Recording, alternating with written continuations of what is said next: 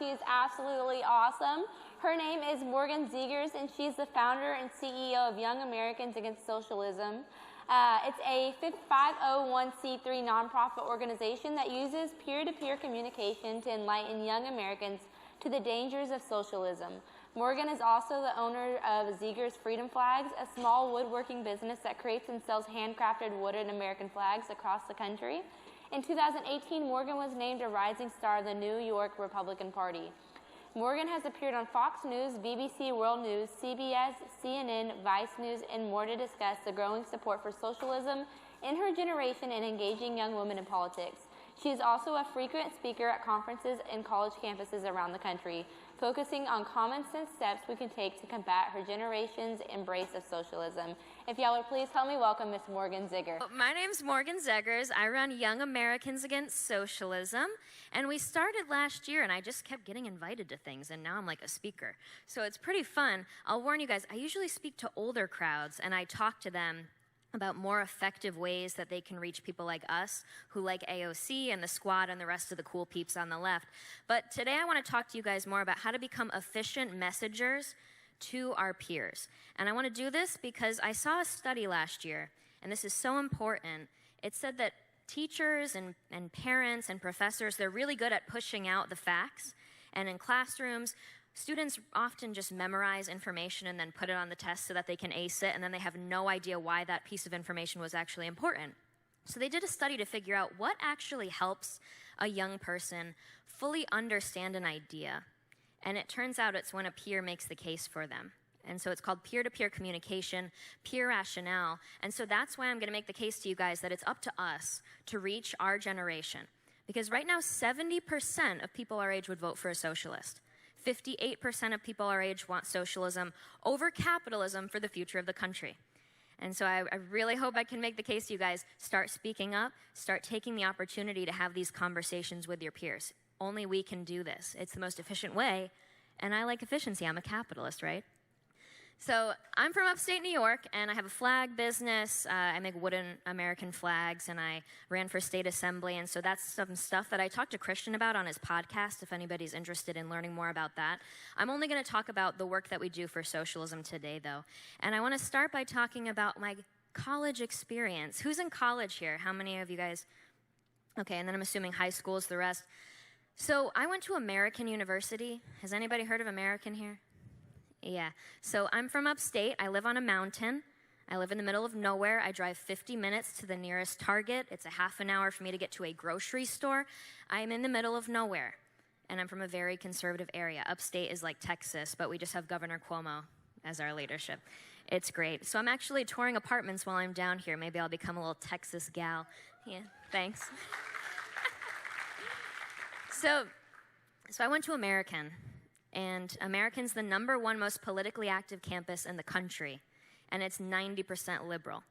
And so it's not like my little mountain on upstate New York's Adirondack Range, and I really had to adapt. And so I had a lot of experiences, and you can Instagram message me if you want to get some advice on this kind of stuff, because I've had professors, I explained to them, I'm a conservative, and then the next week they taught a lesson about how Republicans in the South only vote that way because we don't like immigrants and we're racist. That was the end of the lesson. Those were the two reasons why there are Republicans in the South. Awkward. Am I supposed to speak up in that classroom situation and be like, hi, hello, that's me. Can I talk to you about that? No, it's uncomfortable, and I didn't have the confidence to speak up in the classroom, and so it's totally fine if you guys don't feel that way. My case to you, start recording it. When you experience that in the classroom, if you don't have the confidence to speak up, or if you know that it's going to be a hostile environment, open your phone, open your laptop, press the record button, and send it to Fox News. And you'll get on Fox News, and Campus Reform will pick up the story. We have to start sharing with people what we're experiencing in the classroom because our parents don't understand. Our grandparents don't understand what we're experiencing. We have to share that with them and prove it to them. So I went to American. I also had this situation, the Black Lives Matter group on campus, when it first started happening around 2015, 2016, it was called The Darkening. And so they had a few situations. One of them, I went to a YAL event. Do you guys like YAL? I went to a YAL speakers event, and I was walking down as a freshman, and the darkening came, and they surrounded me, a little freshman girl in a white sundress, And they said, "We saw you leaving that conservative event, you racist Trump supporter." And little freshman Morgan, I'm like, "No, I just wanted to go because I don't know, I thought it would be fun." I didn't know what to say when a mob is surrounding you, asking if you just walked out of that event. What do you do? I was alone. It's nighttime. I'm walking to my dorm. Uncomfortable. That same darkening movement, they wanted a person of color only cafe on campus. No white people allowed. Segregated. And so they blocked all of the traffic on campus. You couldn't leave or enter the parking garage, and they had hissy fits and they cried. And of course they didn't get their way, because who would want a segregated cafe? It doesn't make sense. But again, that's how the left operates. So I had all these different experiences, but the one thing I want to tell you guys is my favorite experience was my roommate. I don't know if anybody's heard me speak before, but I always talk about my commie roommate. And so my last year at campus, I moved off, and I lived in a house with some girls. And I knew some of them, but I didn't know some of the other girls. So I had to go room to room and introduce myself. And I get to this one girl's room. She's super nice. And we're hitting it off. We're laughing, having a good time with her. And all of a sudden, I'm looking at her, and I'm like, yeah. And then I look at the wall, and I'm like, oh. And then I'm looking back at her, trying to, listen and pay attention, but I'm looking at the wall again. And I'm, getting really distracted, because I started recognizing what was on the wall. It was a poster of Mao Zedong, Lenin, Stalin, Karl Marx, and Fidel Castro. And it said, "Welcome to the party." And they're wearing party hats. And they had fruity little cocktail drinks with umbrellas in it. So I was like, "What's that?" And she looked at me with a big smile on her face, and she said, "I'm a communist." And I'm like, "Oh my God." And I'm like, wow, what do you say? Again, all of these situations in college, I was not vocal, I was not active, and so each situation I'm like, I think this is weird, but I don't even know what to say. So I lived with a commie, and we really tried to get along. And so first lesson from my communist roommate, she was so nice. And most of the people on the left are actually very nice and have very good intentions. Our generation is really, really well-intentioned. We want progress in the sense of actual progress, not a progressive's version of progress, which leads to destruction. We want to end poverty. We want a more moral society, a more just society. Those are all great things. But the problem is that not only are we well-intentioned, we're also very ignorant. We were not properly taught the most basic issues of Marxism, socialism, and the end game of communism in the classroom. And when it came to capitalism, maybe you guys agree with me on this, my education on capitalism was learning about the Industrial Revolution from a very negative connotation, learning that the evil robber barons and monopolists took advantage of workers, took advantage of consumers, and were held back by the unions and the good government that stepped up. That's the limited education that I received on capitalism. No comparison of economic progress because of capitalism being implemented worldwide and in our country, none of that.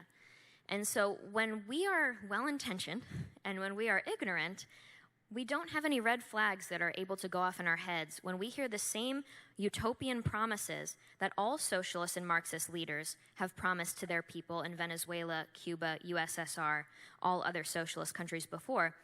We hear them and we go, cool. That sounds like a good idea. No red flags go off in our head. And so when I think of my roommate, I think of how nice she was. She had a poster of mass murderers and dictators on her wall. And she wanted to help the people. She wanted progress. And so understanding that is really important if you and I are going to start marketing and messaging capitalist beliefs to our generation. If anybody's read The Art of War in here by Sun Tzu, so one of the lessons is that if you know yourself, but you don't know your enemy, you may have some small wins, but in the end, you're continuing to lose the battle.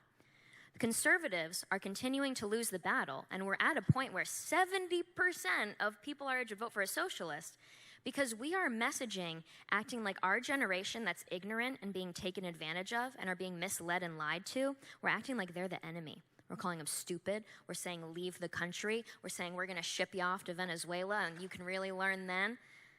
And all it does is force them into the loving arms of people like AOC, who say they want to champion workers' rights and end poverty and bring a more moral society. And that her socialism's different. They love that. But the point is, the enemy here is not the 70% of people our age that would vote for a socialist, because I bet you 70% of us have never even heard the term seize the means of production or nationalize major industries. We have no idea what that means, and we are completely ignorant on the issue of socialism. So we have to go after the real enemy. It's the radicals. It's the Marxists. It's the Democratic Socialists of America, the DSA. Has anybody heard of them? The actual DSA. It's a political organization. And on their website, these same people who say we're going to end up like Nordic Europe if we implement their ideas, capitalist Nordic Europe, no biggie. They also on their website have that they want to get rid of private business and get rid of private property. They just don't know how they're going to do it yet. That's because throughout history, to do that, you have to do it forcefully. And who's going to put that on a website? That's not really good marketing. And so they just say, we're still working on an idea on how to get rid of the private businesses, but until then, we're just going to slowly increase taxes and regulations to gain power and control over these private businesses. Now, the DSA is that same group that says, oh no, our socialism is different. We're not going to end up like Venezuela. But then if you read the fine print, it's the same policies that were implemented in Venezuela. It's not what happened in Denmark. It's not what happened in Nordic Europe. So we have to understand our enemy. You have the Marxists of the DSA. You have the Marxists of Black Lives Matter. The Black Lives Matter founders came out as trained Marxists. The Black Lives Matter founders wrote a letter titled In Defense of El Comandante, Fidel Castro, when he died. Fidel Castro hated black people and wanted gay people specifically killed because he thought that black people and gay people were so mentally messed up they couldn't fully contribute to the communist revolution that he wanted. So he really didn't like them. Why the heck did the founders of Black Lives Matter write a letter in defense of that man? It just really starts some questions in your mind. Those are our enemies. Our enemies are not our peers. And we have to embrace that and move forward in a way that changes the messaging game of conservatives for the future, or we're never going to win them over. So the next lesson from my commie roommate, now this girl, like I said, a poster of mass murderers and dictators on her wall.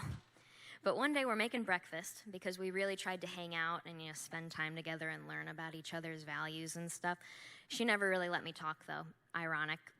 So one day she's talking to me and she says, Morgan, it's just conservatives are mean because you say you care about something and then you don't actually put taxpayer dollars or government action behind the things you say you care about.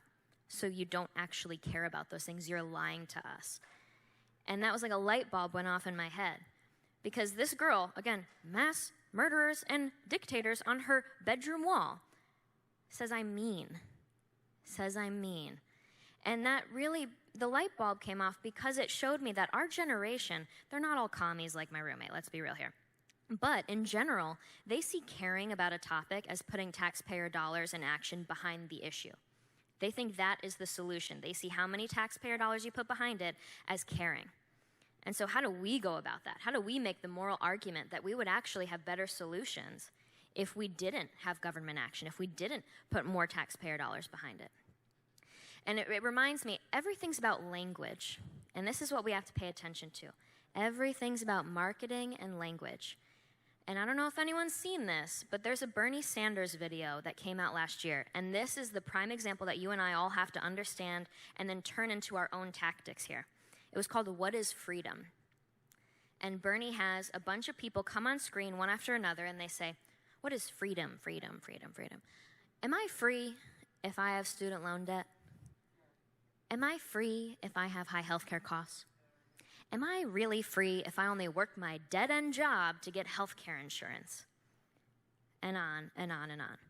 And you would think, in a common sense world, that somebody would be like, yeah, you're still free. That's a crappy situation, but you're still free because you're able to live your life and not be oppressed. And you have to go through those hard things, and it takes a lot of responsibility and difficulty and stress, but you're still a free individual. No, the video doesn't say that.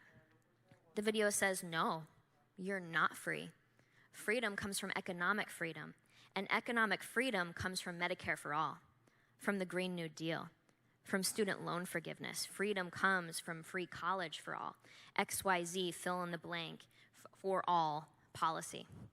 What they're saying is freedom isn't the ability to live your life and not be oppressed by a higher power, by a government, by a dictator. by an authoritarian regime. Freedom is the ability to reject the burden of being, to reject responsibility and stress in life. It's the government saying, if you give me power, I will make your life easier. Just let me handle it. And that's incredibly dangerous. So that is why I started Young Americans Against Socialism, because this goes beyond, oh, I don't want to pay higher taxes. It goes beyond that. And the stories that I tell and my team records and puts on social media from survivors of Gen Z and millennials who have come from Nicaragua and Venezuela and other socialist countries, they can personally attest to what it was like to be like us, where they would get in convention halls, they'd all be middle class, living their life in Venezuela, and then one day the socialists started to come to power. And one after another, policies started to change, rules started to change, the Constitution started to change, and they had to start rallying together and actually fighting back against the socialist government. So they tell these stories. When you give the government power over your health care, it's not just you're paying higher taxes and maybe getting lesser quality health care. Instead, you are giving the government power over your life. Because what happened in Venezuela is they started to say, our government-controlled company, the HR, they're telling me you don't have enough red shirts that you're wearing to work to represent communism. They're telling me you don't have a picture of Karl Marx or Che Guevara in your office. It looks like you didn't show up to the last socialist rally last weekend. Where were you? I saw just who you voted for. How come you didn't vote for the socialist candidate? That's how they lost their free elections.